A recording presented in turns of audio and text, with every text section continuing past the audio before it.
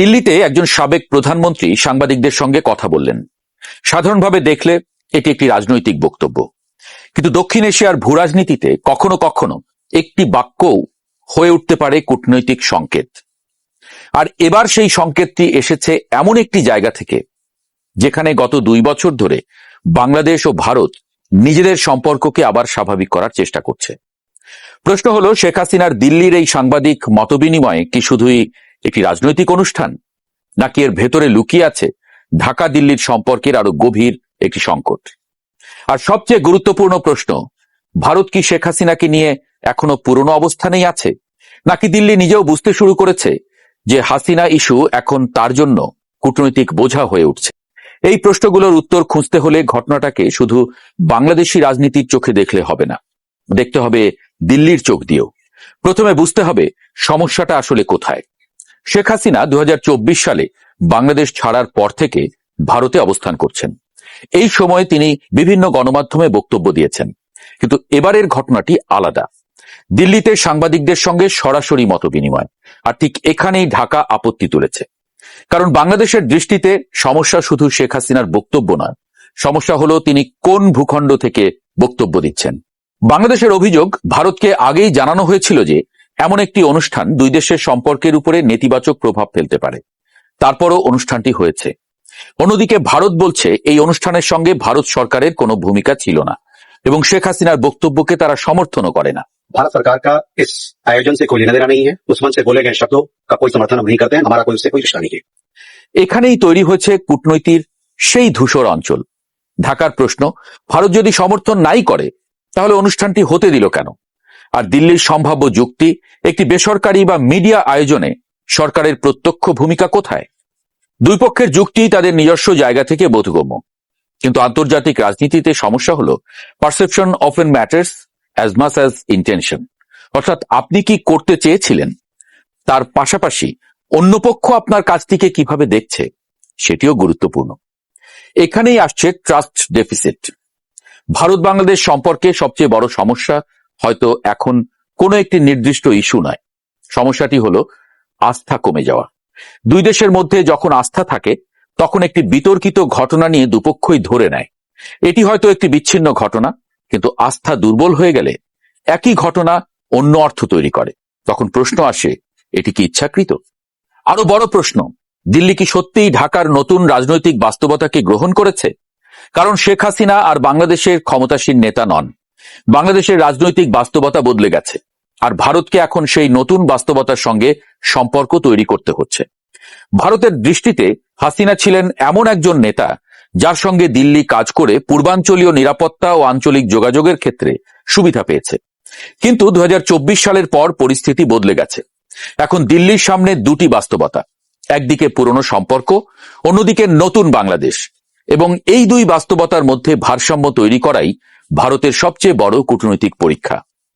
ভারত কি হাসিনাকে নিয়ে দ্বিধায়?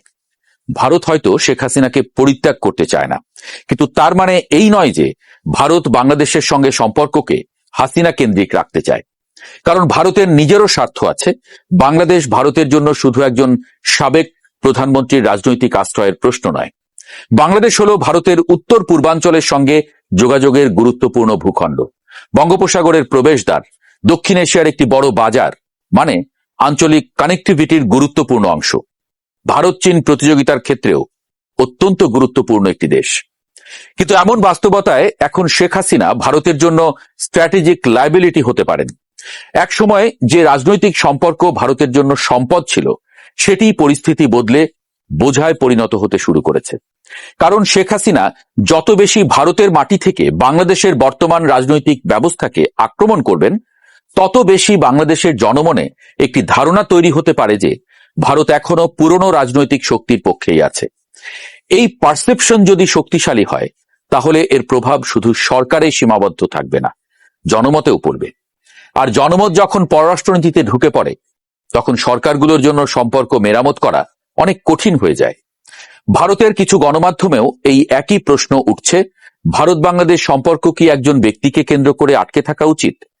দ্য ইন্ডিয়ান এক্সপ্রেসের সম্পাদকীয় এই যুক্তি সামনে এনেছে। তারেক রহমানের ব্রিক্সের আমন্ত্রণটি কেন গুরুত্বপূর্ণ?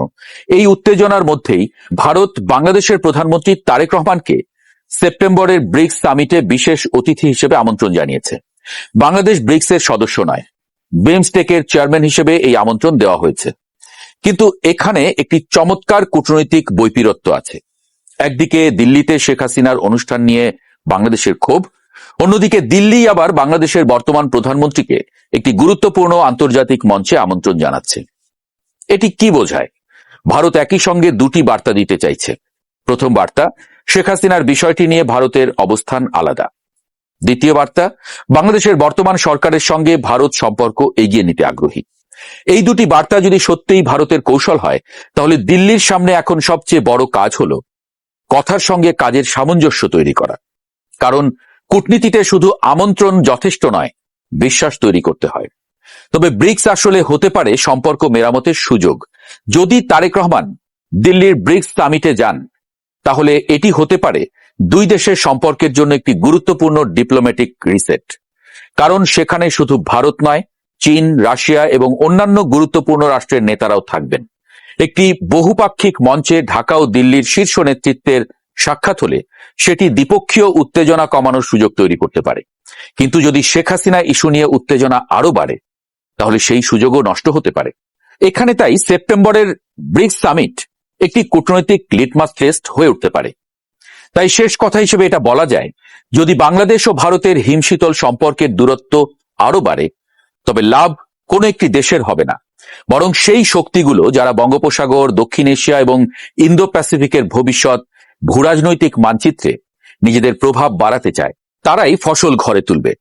সুতরাং দিল্লির সেই সাংবাদিক বৈঠককে ছোট ঘটনা ভাবার সুযোগ নেই, কারণ এটি হয়তো ঢাকা দিল্লি সম্পর্কের একটি নতুন অধ্যায়ের শুরু।